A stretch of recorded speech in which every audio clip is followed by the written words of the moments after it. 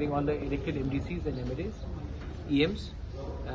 आने वाले 20-25 दिन के अंदर हमारा पार्टी को पूरा रिस्ट्रक्चर कर रहे हैं from primary level, block level, central level and core committee. हम पूरा लोगों को दिब्रामोथा में, YTF में और TWF में पूरा हम लोग रिस्ट्रक्चर करेंगे पार्टी को.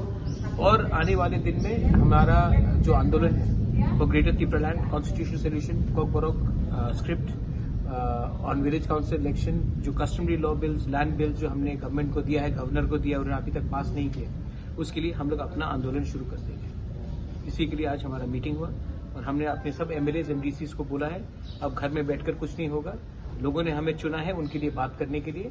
हमारा अभी टाइम आया है उन लोगों के लिए बात करने के लिए. और चिंता मत करो, पावर में कोई भी हो, हमें त्रिपुरा के लिए बात करना है और हम इसमें 1 इंच भी पीछे नहीं हटेंगे.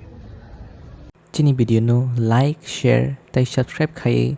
Chini o channel torthani jono support khai jari. O mai kana katal kok tun mana bagi nai tongdi hayoni ko.